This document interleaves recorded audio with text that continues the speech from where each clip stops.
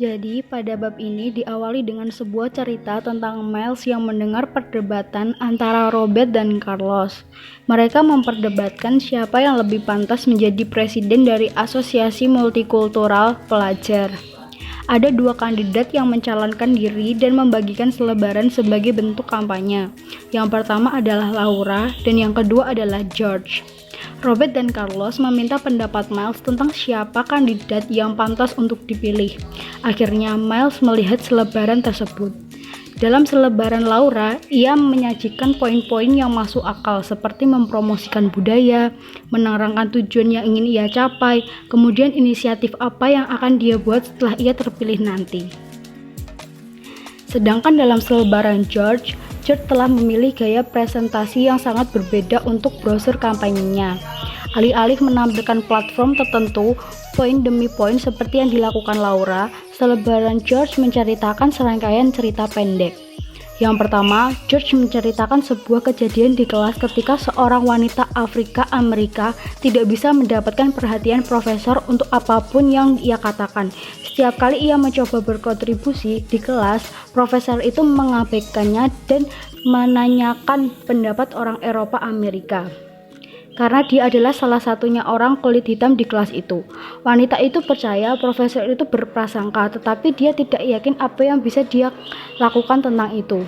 Nah, dalam hal ini, Miles lebih tertarik untuk memilih George karena George telah membuka pikiran Miles dan karena Miles juga mempunyai pengalaman yang sama dengan orang dalam cerita George. Nah, kita masuk ke materi.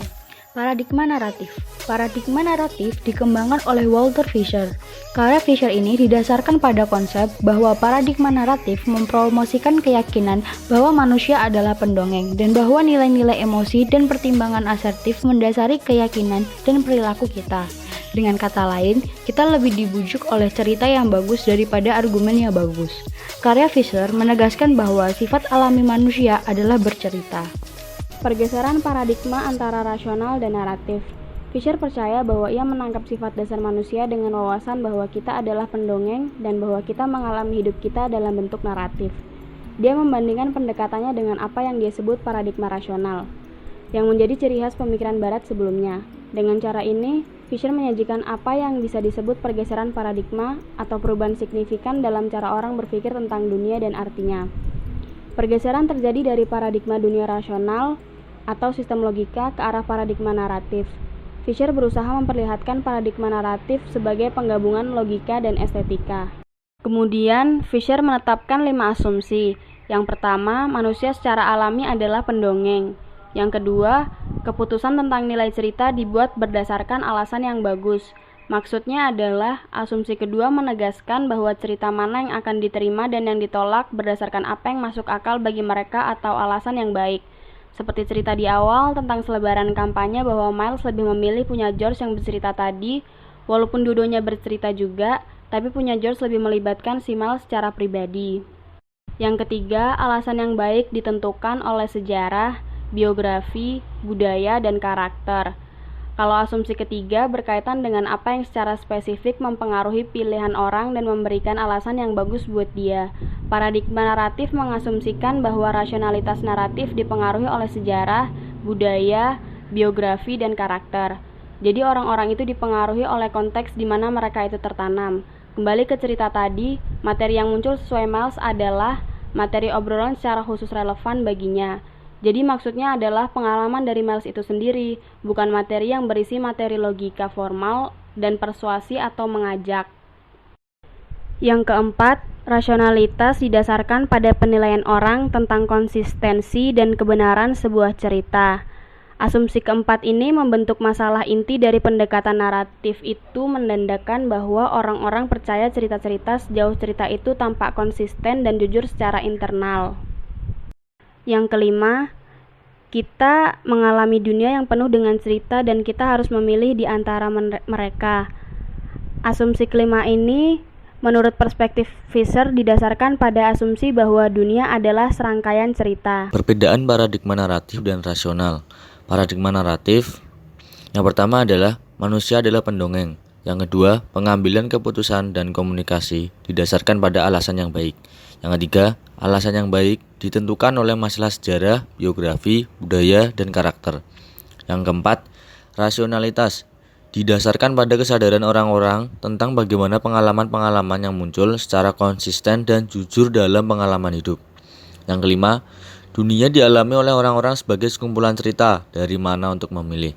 Seperti yang kita pilih, kita menjalani kehidupan dalam proses penciptaan kembali yang berkelanjutan. Kemudian untuk paradigma dunia rasional, yang pertama, manusia adalah makhluk yang rasional. Yang kedua, pengambilan keputusan didasarkan pada argumen. Yang ketiga, argumen mematuhi kriteria khusus untuk kesehatan dan logika. Yang keempat, rasionalitas didasarkan pada kualitas pengetahuan dan proses penalaran formal. Yang kelima, dunia dapat direduksi menjadi serangkaian hubungan logis yang terbongkar melalui penalaran. Dua konsep pendekatan naratif. Yang pertama yaitu adalah narasi dan yang kedua koherensi. Dari yang pertama, narasi. Narasi dianggap sebagai sebuah cerita. Tetapi menurut Fisher, narasi lebih dari sekedar cerita yang direncanakan dengan awal, tengah, dan akhir. Berikutnya, narasi mencakup setiap akun verbal dan non-verbal. Yang kedua, koherensi. Penting untuk menilai rasionalitas naratif. Mengacu pada konsistensi internal sebuah narasi. Koherensi sering diukur oleh elemen organisasi dan struktural dari sebuah narasi. Tipe koherensi ada 3. Yang pertama, koherensi struktural. Yang kedua, koherensi materi. Yang ketiga, koherensi karakterologis.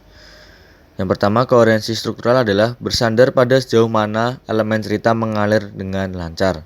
Yang kedua, koherensi materi mengacu pada tingkat kesesuaian antara satu cerita dan cerita lain. Yang ketiga, koherensi karakterologis mengacu pada kepercayaan karakter dalam cerita. Fisher menjelaskan konsep logikanya dengan mengatakan bahwa itu berarti seperangkat prosedur sistematis yang akan membantu dalam menganalisis dan penilaian unsur-unsur penalaran dalam interaksi retorika. Logika alasan menyajikan serangkaian nilai-nilai yang menarik bagiannya dan membentuk perintah untuk menerima atau menolak saran yang diajukan oleh naratif dalam bentuk apapun. Ini tidak berarti bahwa alasan yang baik sama dengan alasan lainnya. Itu hanya berarti bahwa apapun yang mendorong seseorang untuk percaya naratif terikat dengan nilai atau konsepsi tentang yang baik.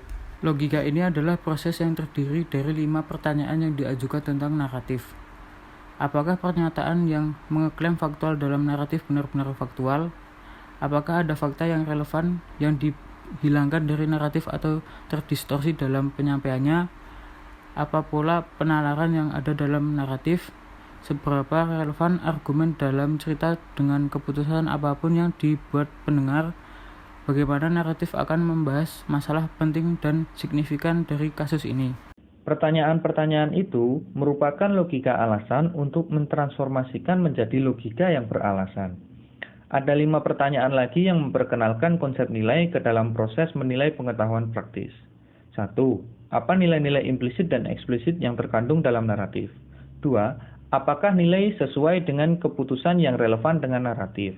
3. Apa efek dari mematuhi nilai-nilai yang tertanam dalam naratif? 4. Apakah nilai-nilai dikonfirmasi atau divalidasi dalam pengalaman langsung? 5. Apakah nilai-nilai naratif menjadi dasar untuk perilaku manusia yang ideal? Fisher berpendapat bahwa buku The Fate of the Fart, karya Jonathan Sell tahun 1982, menceritakan sebuah kisah yang memenuhi kriteria koherensi dan kebenaran. Ini berfokus pada nilai-nilai yang ditetapkan, yang banyak orang temukan, relevan pada saat itu dalam sejarah. Seperti yang diprediksi oleh paradigma naratif. Kisah yang diceritakan dengan baik, yang terdiri dari rasionalitas naratif, lebih menarik bagi pembaca daripada elemen kesaksian ahli yang menyusun rasionalitas naratif.